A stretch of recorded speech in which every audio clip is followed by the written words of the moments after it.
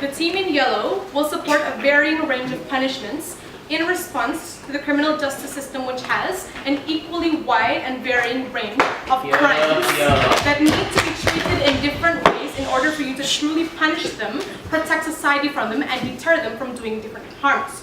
We say it's very dangerous for proposition to generalize all crimes as being you can deter them or you can punish them simply only by incarceration or by community service. We say there are certain crimes that actually do need monetary punishment. That's why we in opposition are not going to prioritize certain types of punishments, but we embrace all, and we will only give these punishments according to the types of crimes, the types of criminals, exactly what we need. So we would stick to the status quo in which a professional judge will determine the punishment based on what's necessary: intention, psychological state, the severity of the crime, all that kind of thing that we already know. And I'm going to clarify a few things.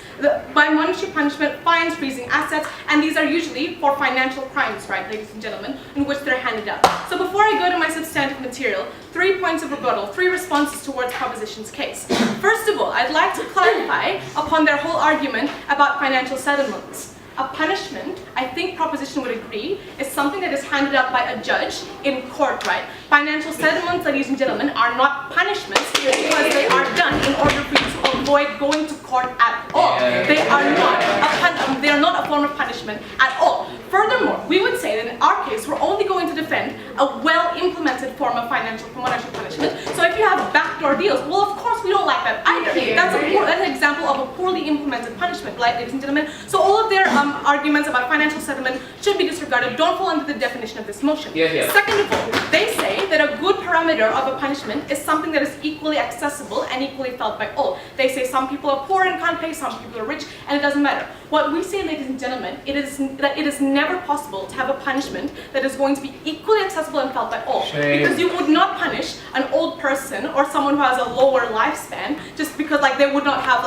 an equally long amount in jail. Or you would say some people are inherently kinder than others, and they would say, well, I like doing community service, so that's not something that's equal for each person at all. Therefore, we believe that a better parameter is something that contributes back to the state, back to the victims, and something that it proportionally punishes them and deters them based on the specific type of crime. I'm going to explain that in my substantive case. Final point of rebuttal is how they said that you need to appease society and the victims. Sure.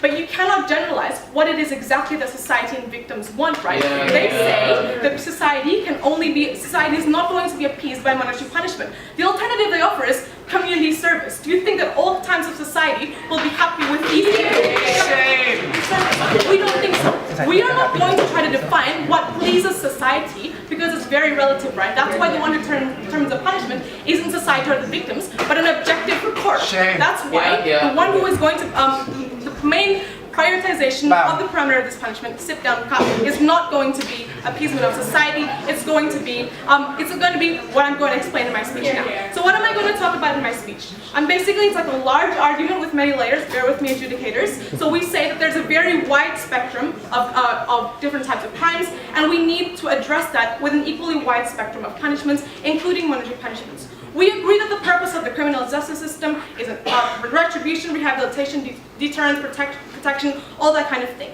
The thing is, ladies and gentlemen, you cannot implement these things properly in a uniform manner because there are different kinds of crimes that need to be catered to and handled with different methods. Now I'm going to talk about a few types of crimes in my speech. About physical crimes, financial crimes, one of which is corporate crimes, and finally about petty crimes. So in a physical crime, say about murder and rape, right? So you are a threat to society because you are physically dangerous. Therefore, you need to be jailed because you need to be physically isolated so that you cannot hurt society anymore. That is the best form of protection to society, right? That's where it becomes fair. And it's the worst form of punishment for you because your liberty lies in the fact that, for example, you can kill people or rape people. So it's harmful for you when you restrict that person's physical, freedom of physical movement, right? That's where it makes sense. But it's a completely different case in the case of financial crime. Crimes like embezzlement, corruption, systemic tax evasion. Your ability to harm society and the government lies in your financial. So when you want to do corruption, you can only do so when you have a lot of money to cover up all your tracks, when you have a lot of money to diversify your account in different countries, which you can only do when you're very, very rich, right? Your harm lies in your financial capacity. Therefore, the only type of punishment that makes sense is to cripple your financial capacity. How do you do so? with monetary punishment, ladies and gentlemen. So you need to fine them, you need to freeze their assets. Punishment in terms of only jail means nothing when you're filthy rich. Spending even a decade in jail doesn't matter. When you go out of jail, you'll be rich, you can still enjoy your life. You know your family and your friends are still very well off because you can pay for it, you can afford it. So jail time only can be executed properly when it goes hand in hand with these monetary punishment, right? Why is it shameful? Dude. So we have okay, fine, sure. The thing is, with financial crimes, you do not sell the assets of a certain criminals and gentlemen only for the purpose of investigation. You don't sell their assets, you freeze their assets. Their capacity to hurt society with corruption and tax evasion because they're no longer filthy rich and can do so. And so, therefore, monetary and jail time sometimes can work in tandem. We cannot erase that vital aspect of the criminal justice system. Now let's talk about corporate crime. This is a unique type of crime that is done not by a single person, but by an entire company or by a corporation. Guess what, guys? You can't jail a corporation. The only way you can punish them is through freezing their assets or knocking the company down, killing their assets. That's also a form of monetary punishment, right, ladies and gentlemen? Therefore, we believe that it is in response to this wide variety of crimes, specifically financial crimes, we need to still make sure the monetary crimes are at play. Lastly, let's talk about petty crimes.